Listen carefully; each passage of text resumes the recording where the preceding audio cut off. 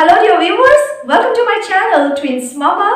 मैं हूं मधु और आज आपसे बात करने वाली हूं अबाउट एक्सट्रीमली प्रीमैच्योर बेबीज। एक बेबी फुल्ली मैच्योर होता है 37 टू 40th वीक में, और अगर एक बच्चे का जन्म 37th वीक से पहले हो जाए उसे प्रीमैच्योर बेबी कहा जाता है। आज मैं आपसे बात करूंगी एक्सट्रीमली प्रीमैच्योर बेबीज के बारे में जिनका जन्म होता है 28वें हफ्ते ऑफ प्रेगनेंसी से पहले। जैसे कि मैंने अपने प्रीवियसली प्राइमरीज रिलेटेड वीडियोस में कहा हुआ है कि the earlier a baby is born the lesser is the chance of his or her survival and more is the risk of medical complications associated in short term as well as long term. जब भी baby time से बहुत ज़्यादा पहले, extremely premature birth का मतलब होता है टाइम से बहुत ज़्यादा पहले बेबी का जन्म हो गया हो, ऐसे में उस बच्चे के सर्वाइवल के चांसेस तो कम रहते ही हैं, और अगर वो सर्वाइव कर भी जाए प्रेजेंटली और इन फ्यूचर भी उसके हेल्थ रिलेटेड कॉम्प्लिकेशंस होने के चांसेस काफ़ी ज़्यादा रहते हैं। बहुत सारे मेडिकल एडवांसमेंट हो चुके हैं, बावजूद इसके 23rd वीक ऑफ प्रेगनेंसी से पहले अगर एक बच्चे का जन्म हुआ फिर उसके सर्वाइवल के चांसेस ऑलमोस्ट नील ही होते हैं।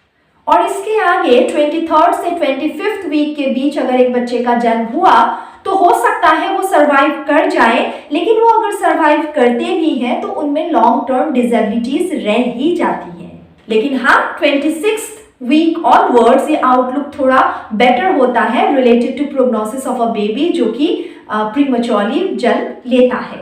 लेकिन यहाँ पे एक और फैक्ट है, जेस्टेशनल एज क्या होता है, इस बारे में मैंने अपने week by week pregnancy series के पहले वीडियो में आपसे डिस्कस की थी। जेस्टेशनल एज एक वे है of estimating the weeks of pregnancy या बेबी के साइज या ग्रोथ रिलेटेड डेवलपमेंट्स के बारे में जानने के लिए ये एक एस्टिमेट है, लेकिन हर एक प्रेगनेंसी अलग होती है। सो 26 टू 28 वीक ऑफ प्रेगनेंसी में हर माँ का बच्चा अलग वे में डेवलप हो रहा होता है। जो भी हम स्टैंडर्ड बातें करते हैं उस एवरेज से आगे पीछे होता है ये। एक एक्सट्रीमली प्रीमैच्योर बेबी के सर्वाइवल या उसके कॉम्प्लिकेशंस के चांसेस कैसे होंगे ये बहुत ज़्यादा डिपेंड करेगा इंडिविजुअल उस बच्चे के ऊपर जिसकी अभी जन्म हुई हो। कुछ प्रेगनेंसीज में बेबी का फास्ट डेवलपमेंट होता है, कुछ में स्लो। तो जेस्टेशनल एज के अलावा कुछ और फैक्टर भी प्रीमैच्योर बेबी के हेल्थ आउटकम को डिटरमाइन करते हैं, जैसे कि प्रीमैच्योर बेबी का बर्थ वेट कैसा है, जेंडर क्या है, या फिर एंटीनेटल स्टेरॉइड्स क्या गर्भवती महिला को दिए गए थे या नहीं।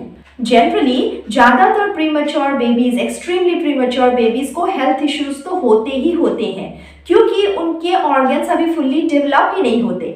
अगर हम लंग्स की बात करें तो रेस्पिरेटरी डिस्ट्रेस सिंड्रोम काफी आम होता है because of absence of surfactant.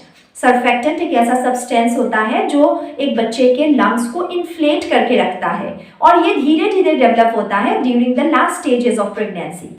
अगर बच्चा एक्सट्रीमली प्रीमैच्योर हो तो ऐसे में सर्फेक्टेंट होता ही नहीं, तो इसकी वजह से ये रेस्पिरेटरी डिस्ट्रेस सिंड्रोम दिखता है। इसके अलावा जन्म से पहले एक एक्स्ट्रा ब्लड वेसल होता है जो कि ब्लड को लंग्स से बाईपास करता है, इसे डक्टस आर्टेरियोसस कहा जाता है। नॉर्मली ये बर्थ के दौरान या बर्थ से थोड़ी देर बाद ये बंद हो जाता है, लेकिन in case of premature babies ये खुला ही रहता है। इसे बंद करने के लिए अक्सर सर्जरी प्लान करना पड़ता है।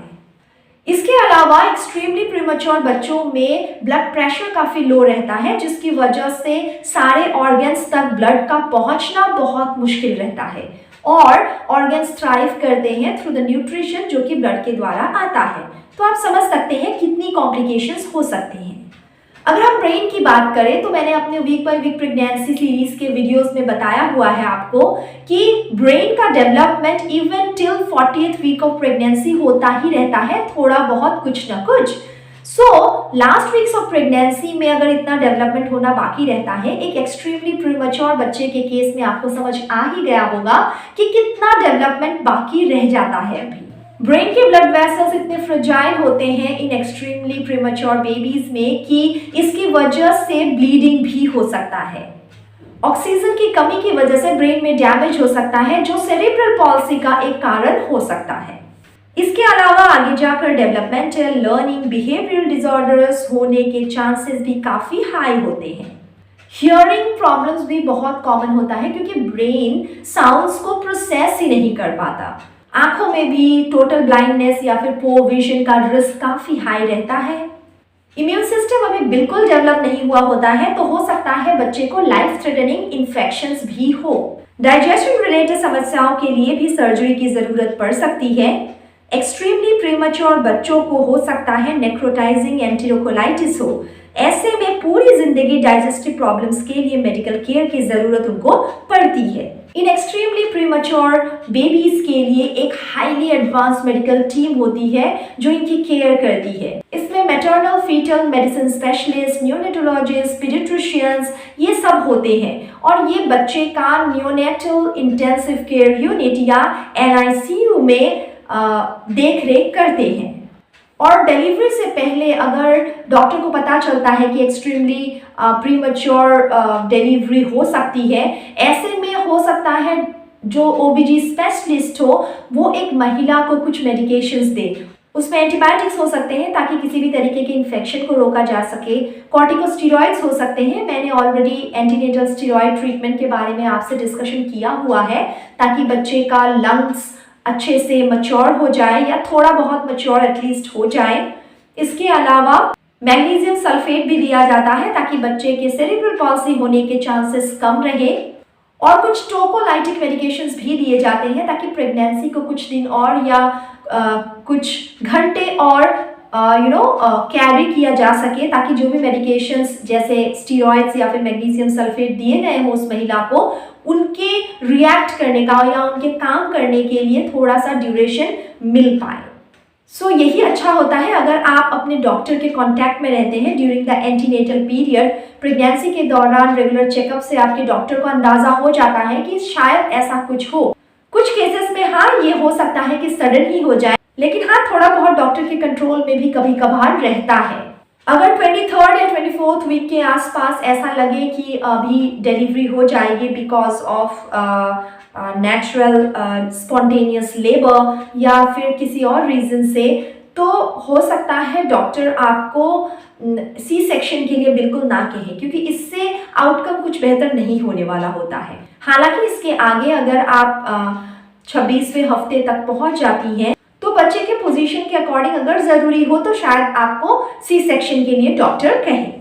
मैक्सिमम एक्सट्रीमली प्रीमैच्योर बेबीज को कई महीने शायद हॉस्पिटल में गुजारना पड़े in the NICU under the supervision of expert medical fraternity ताकि बच्चा आगे जाकर नॉर्मली आपकी मेरी तरह अपने सराउंडिंग्स के साथ एडजस्ट कर पाए, थ्राइव कर पाए। और एक बार बच्चा घर चला भी जाए फिर भी रेगुलर चेकअप्स और पूरे चाइल्डहुड में एक टीम पीडियाट्रिशियन की टीम द्वारा उसकी देखरेख होना बहुत ज़रूरी होता है ताकि उसमें किसी भी तरीके की मेडिकल कॉम्प्लिकेशन की वजह से कुछ नेगेटिव असर ना हो। ऊपर वाला ऐसा किसी के साथ ना करे, लेकिन हो सकता है कुछ केसेस में बच्चे सर्वाइव ही ना कर पाए अगर वो एक्सट्रीमली प्रीमैच्योरली बॉर्न हो। ऐसे केसेस में पेरेंट्स के लिए एक बहुत बड़ा इमोशनल टाइम रहता है। हो सकता है ऐसे में उन्हें मनोचिकित्सक की भी ज़रूरत पड़े, तो साइकोलॉजिकल काउंसलिंग से उन्हें पीछे नहीं हटना चाहिए। हो सकता है उनके मेंटल हेल्थ के लिए साइकोलॉजिकल काउंसलिंग की उनको ज़रूरत पड़े। So this was all about extremely premature babies. उम्मीद करती हूँ आपको कुछ इन्फॉर्मेटिव कंटेंट इस वीडियो के थ्रू मिला होगा। ऐसे ही मेडिकल नॉलेज को सिंप्लीफाइड वे में समझने के लिए मेरे चैनल को सब्सक्राइब कर लीजिए।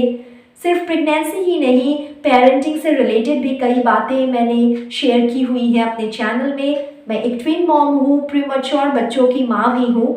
उन्होंने 35th वीक में जन्म लिया था, though that was late preterm, so भगवान की कृपा से चीज़ें अच्छी गई। सो मेरे चैनल का मोटिव यही है कि मैं वुड बी मॉम्स या वुड बी पेरेंट्स को ओरिएंट कर पाऊँ टुवर्ड्स वेरियस कंडीशन जो उनकी डिलीवरी के वक्त हो सकती है या डिलीवरी के दौरान हो सकती है या फिर आगे पेरेंटिंग में भी किस तरीके से वो जर्नी को आगे बढ़ा सकते हैं इन अ स्मूथ वे।